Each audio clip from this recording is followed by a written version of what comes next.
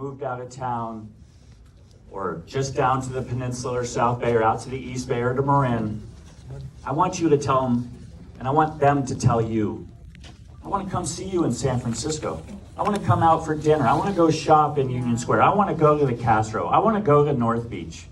I want people not to be scared to come back to San Francisco. Yes, yes, yes, yes. So let's start there.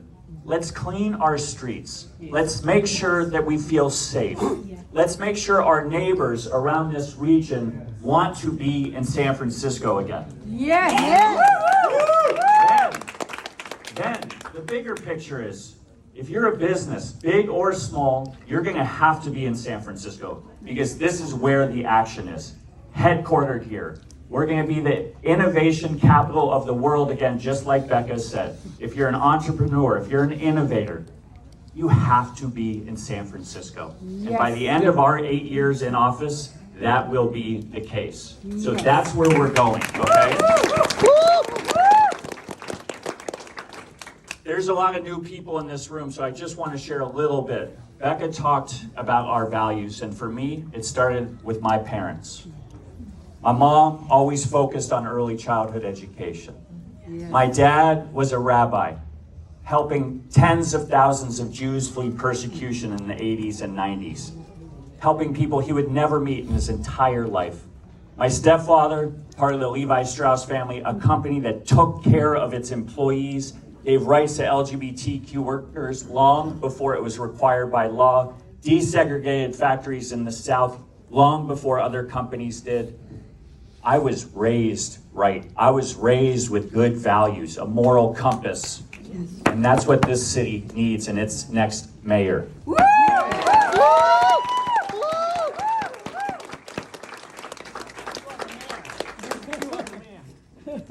Since 2005, I have focused my life on serving this community through Tipping Point Community.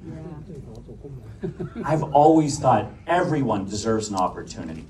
And at Tipping Point since 2005, we helped house over 40,000 people and prevented thousands more from falling into homelessness. We held nonprofits accountable, worked with them if they were struggling, but if they weren't providing the services that we needed them to, we cut them and funded groups that were performing.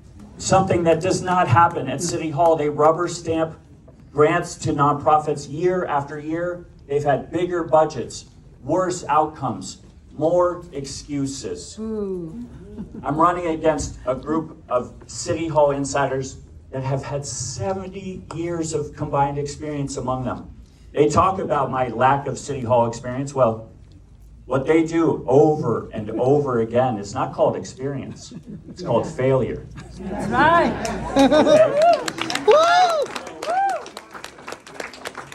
So here's where we're going. To get to that vision that I talked about, we started in September, laying the groundwork.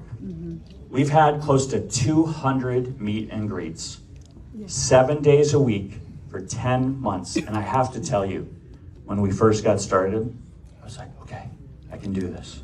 I can do this. But then I started getting stronger. Our team started growing.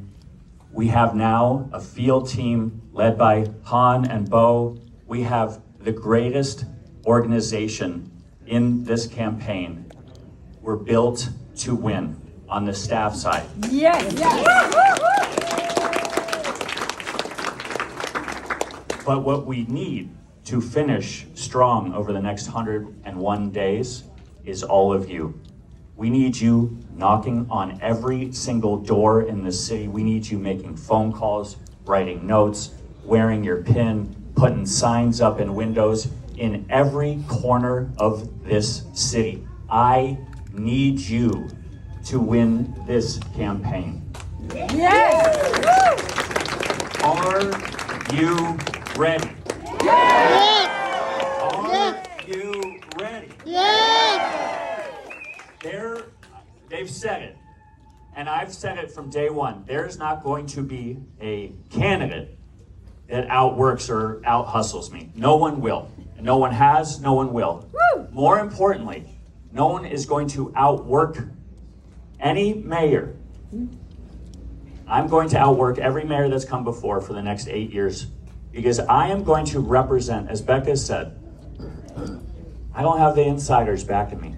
I don't have the special interests backing me. I am going to only serve the people, the taxpayers, the residents of San Francisco, not the special interests. And the reason I need you so much is because they're scared of us. They're scared to have me in as mayor because guess what? They can't control me. They can't control me. And that's what they're most scared of.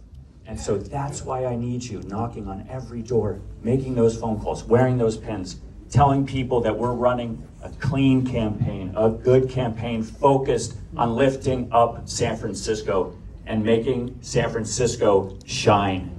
Making our city shine because we know, what we know is that when San Francisco's at its best, when we're at our best, it's the greatest city in the world. We all know we're not at our best, but together we are going to get there. So, before I turn it over to Bo, I want to thank you all for getting us, building this foundation, getting us to where we're at right now, which is right in the midst. This is going to be a close race. We all know this. So I need you. I need you. Tajrima, super volunteer. You see how amazing she is?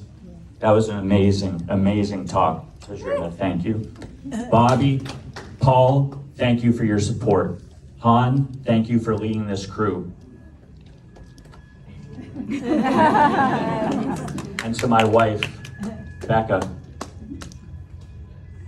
she's the strongest, baddest ass person I've ever met in my life.